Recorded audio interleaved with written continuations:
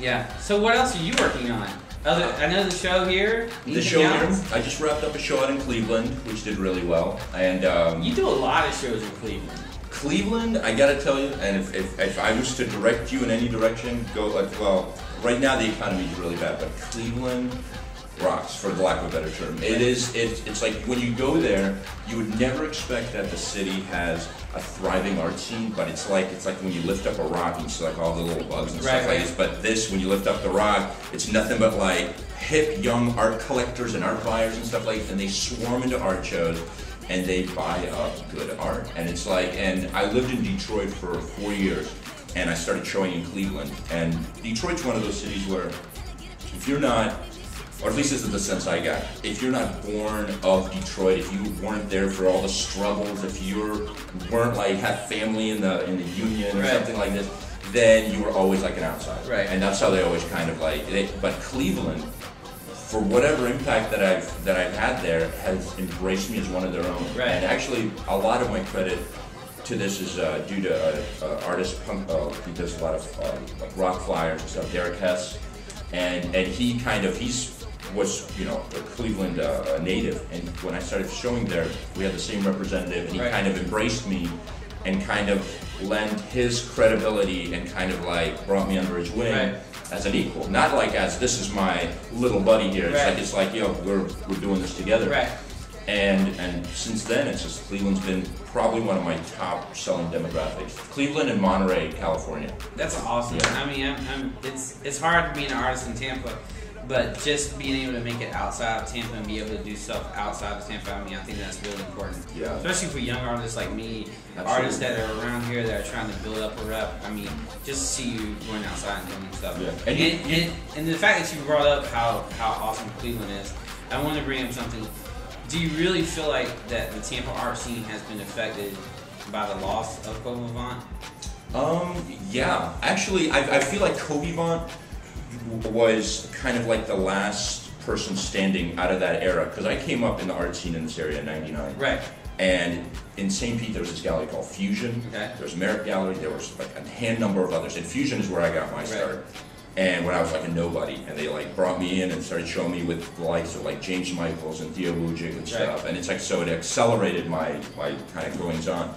And Kobe Vaughn, and what Kerry brought to the table, was the equivalent of that here in Tampa. So yeah, that era is sadly lost. You know, it will, and now hopefully there's going to be a new wave of places like this space and others that are essentially picking up where they left off and doing it. Yeah, because I remember being there and seeing the piece that you did, and it was like a bunch of old suitcases like piled up on the wall, and like paintings and stuff on them. It's just, and I was like, damn. I mean, this shit's really impressive. Like, this dude is really doing something like meaningful. Like, you know, I'm a little bit blown away by this. And then at the time, you know, Tess was doing stuff, and then I was like a little bit heartbroken, like when she closed down and she was like, yeah, I'm moving to New York, you know, I'm doing this, and I was like, damn, there's not going to be another space like that. That's and I'm really glad to see like Nova, React Space, other spaces really like trying to come together and trying to do something. It really is, and there's actually like rumor there's a couple other good spots that are opening up in St. Pete and such, because I've always said this, like per capita, like this area, like between St. Pete and Tampa, it's got some of the dopest artists that are around. You know, people that like yourself and what Pale Horse is doing and everything like this. It's like everybody, these people are making moves and doing it right. And I think you know, that it's a shame that there's not enough venues and not enough almost educated audience that will gravitate towards. That's actually with the Size Matters show, which was a huge surprise to me. Because we all knew going into the show that there would be like a pile of people. Okay, fine, that we do those shows and there are tons of people show up, and they usually show up for the party, and the art on the wall is usually just the backdrop. Right. So we were expecting that, and we're like, fine, this is just the best version of that we've done. Right. But what surprised me is we got that, and in the chaos, in the pandemonium, pieces were flying off the walls. Essentially, like people were buying $2,000 pieces, $1,800 pieces, and you know, we sold almost half the show in one night in the midst of all the chaos. And I was just like, oh my God, it still has a lifeline, this area, you know? Because I remember like as long as I've lived in St. Pete, I don't remember the last time that this area, St. Pete or Tampa, has paid my bills. Right. You know, it's like all my money's made out of private commissions and gallery stuff elsewhere. So it's a renewed hope, and I'm hoping those days of Kobe Bond and that energy can return. You know. Yeah, and I'm definitely glad to hear that show did so well. I think it's really important that people come out and support artists. Yeah. And I mean, even if you are a small, just a person trying to start a small collection of getting good pieces, I mean, you know, you never know where an artist is going to go. I mean, you buy a piece to collect it, you buy a piece to own it. Yeah.